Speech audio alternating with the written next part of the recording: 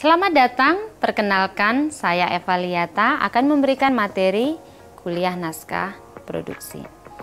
Pada materi kali ini kita akan mempelajari tentang struktur naskah naratif. Struktur naskah memiliki dua tipe. Yang pertama adalah struktur naskah naratif dan yang kedua struktur naskah dramatik. Pada video kali ini kita akan membahas tentang struktur naskah naratif. Apa itu struktur naskah naratif? Struktur naratif merupakan rangkaian peristiwa yang berhubungan satu sama lain dan terikat oleh logika sebab akibat yang terjadi dalam ruang dan waktu. Naratif muncul akibat aksi dari pelaku cerita. Segala aksi dan tindakan para pelaku akan memotivasi terjadinya peristiwa berikutnya terus dan terus. Tekniknya sama dengan bentuk storytelling.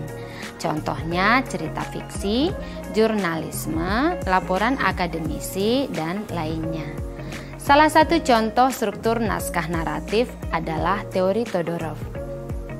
Teori Todorov adalah sebuah teori mengenai bagaimana struktur narasi dalam sebuah film itu tersusun.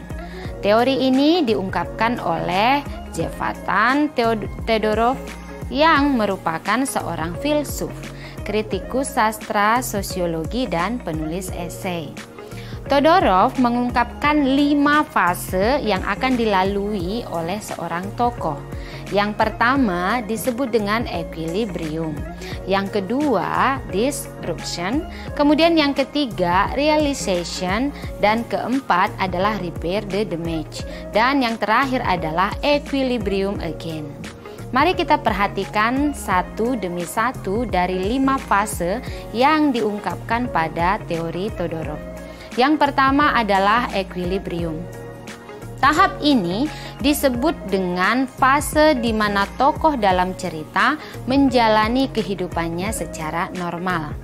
Kemudian yang kedua, disruption, itu adalah fase di mana tokoh dalam cerita mulai mendapat gangguan di dalam hidupnya. Nah, pada bagian yang ketiga disebut dengan recognition, itu adalah fase di mana tokoh dalam cerita tersebut mulai menyadari gangguan yang terjadi. Kemudian yang keempat itu adalah repair the damage. Fase ini tokoh utama mencoba mengendalikan atau memperbaiki masalah yang terjadi. Kemudian fase yang terakhir itu disebut dengan new equilibrium.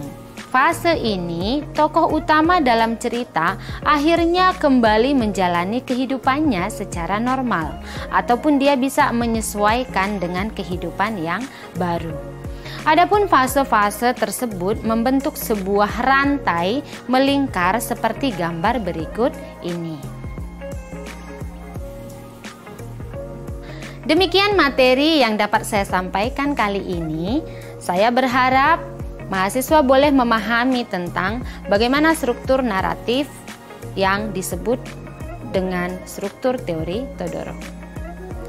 Saya Eva Liata dan sampai jumpa di materi selanjutnya. Terima kasih.